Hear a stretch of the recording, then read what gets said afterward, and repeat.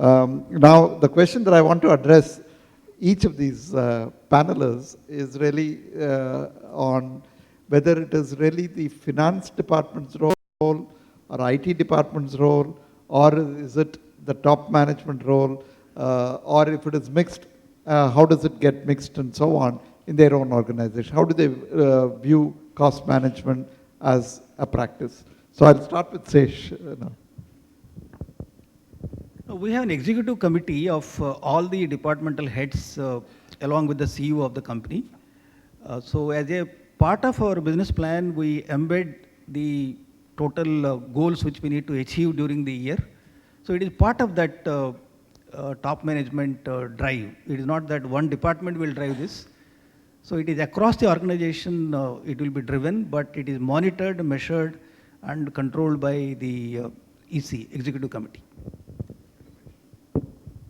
Yeah, for us also it's driven by the top management, but today it's become a kind of a movement within the company because we've embarked on the Deming journey, which means that, you know, every employee has got involved in not only higher quality, but more efficient and productive way of working, which ultimately reduces the cost.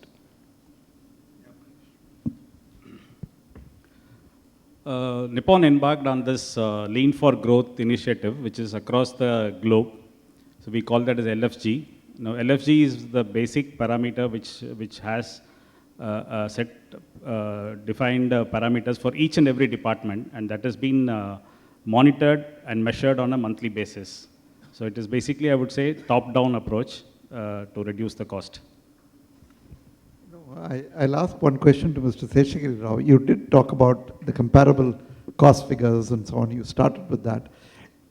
Is benchmarking a very important activity as you fix goals for what you want to achieve during the, say, in the next 1 year or a slightly longer period? Benchmarking is one of the tools which we use, but it is not benchmarking alone. We have our own goals, which we always have. Goals much stiffer than what the competition is doing. For instance, if I look at JFE, with whom we have a collaborative agreement, we have to benchmark with them on all the parameters, technical parameters, and there is a roadmap for next 3 years that when we will be able to achieve the same benchmarkings which JFE has achieved. But today, if I look at after 3 years, we are much, much better in several parameters when we benchmark with them.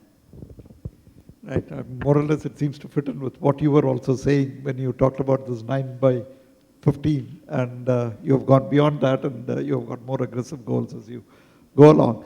The question I have is more as wearing your hat as the chairman of the Tamil Nadu Council of CII.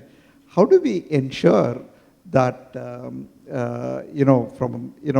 if one of the things that I talked about in the morning was that CII itself is broken up into various vertical segments and so on. There are committees dealing with various different types of industries. Do you have any thought as to how we can essentially propagate this culture of looking at cost management from a strategic viewpoint, looking at making this framework that Raman had talked about in the morning relevant to each of these industries, creating models for each of these industries? Is that something that we can do? Surely. See, CII, apart from what you have been doing, we have these centers of excellence. And I'll give you an example of what happened in Tirupur, the center of excellence from Chandigarh. They went into the processes of what is happening in this Tirupur knitwear industry. And you'll be surprised, some of these companies, which are really MSMEs, have saved more than 2 crores by improvement in their supply chain, in their manufacturing, in their vendor, the stocking, etc. So CII has various centers of excellence which can step into and strengthen whatever you have been doing. Mahesh, I want to ask you a question with regard to, you know, you essentially started your presentation by saying that there is a differentiation that you have essentially brought in, you know, and you has, you know, undertook this green as the critical one. Is there any financial figure that you can say that your strategy has succeeded or failed with regard to your competition, and you listed those 5 players?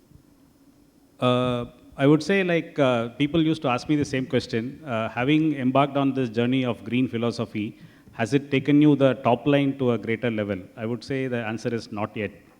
Because still people think when I say green, it's green color paint. It's not that. So there's lot many things which goes into a green paint. So as a manufacturer, we just embarked on that. Now other competitors also is following into it. So it's a combined effort which should take through to the customers to understand that green is not only the color. You know, anything you buy should be green. Any paint which you buy should be green.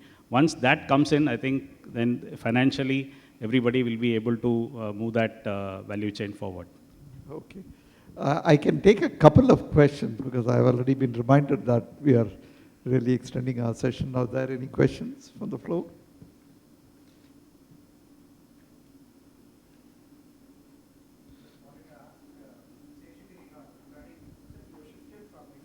Domestic. Is it because of the price competition you have shifted from exports to domestic? Number one. Number two is that you said the coal sourcing is done from South Africa and Mozambique instead of Australia, and you are able to control the coal costs. Is there any problem with the quality of the product because you changed the sourcing of coal, because the price of coking coal has undergone from $100 to $300 per ton? No, the first point is when we wanted to shift from exports to domestic or domestic to exports, from the price realization and margin point of view, it is not necessarily it is one market gives better realization. For instance, in the export market in the year 2008, when we were doing 40% of our total sales in the export market, 60% in the domestic market, at that time exports were very, very remunerative. But when the global crisis came in, there was no demand at all. Even if I wanted to export at any price, it is not possible. Therefore, there was a need to diversify in the domestic market. What was the domestic market scenario if I look at it? Steel is mostly sold through OEM customers or through distribution, not in the retail market. So no major steel supplier in India gone into in a deep way in the retail market. That's why we brought a model called JSW Shoppe. We opened 500 shops all over India. Then we started franchisee model of that JSW Shoppe, which was 2% in 2008, 2% of our sales through this model. Whereas if you see the competition followed ownership model. They wanted to own the shop and then do, or own the stockyard and do it. We went for a different model. We have created a skin in the game for the franchisee and give incentive to him if he sells more. At the same time, if you go, the way the steel is sold in the JSW Shoppe, like if you go to any of the Pizza Hut or any other, everywhere you find the same ambience. So in the JSW Shoppe, exactly like that we created. So it created a lot of brand value, number one. Number two is our sales really zoomed. Today, as I mentioned to you, we are at 26-27% of the total sales today retail. So whatever we have lost in the export market, we are able to replace. At the same time, we never left the export market. Our customers we continue to service, but very small quantities we used to service. Why? Because we have done the swing quantities. Whenever exports become attractive, then immediately I will go back to the exports. Similarly, when you say product mix, when I have product mix, after demonetization, TMT bar I am not able to sell. Then I increased flat steel. I increased HR coil, cold roll, galvanizing, which I can either export or sell in the domestic market. TMT I can't export. I have to sell only in the domestic market. So it is essential to create this type of flexibility or redundancy in the model. So whenever any turbulence comes, you will be able to adjust quickly. This is one. Second point as regards to coal, I definitely agree with you. Whenever we want to replace very high-grade coking coal, which we get from Australia, with a Mozambique coal or a US coal or XYZ coal from other countries, it is not the same. You can't replace entire 100%. When I am using 95% from Australia, let us say in the year 2006, Today I use only 30% from Australia. Balance I am able to blend. When we wanted to blend inferior coal and achieve the same quality of coke, then there is a resistance from the technical team. It's not possible. So when we understand what is the outcome, your fuel consumption will go up, what your total cost will be if you do in this manner. Is there any problem for the plant and machinery, you are causing any pain to that? So these we will evaluate and then arrive at what is the ideal mix in order to reduce the overall cost of production. So this is how we are managing the coal cost.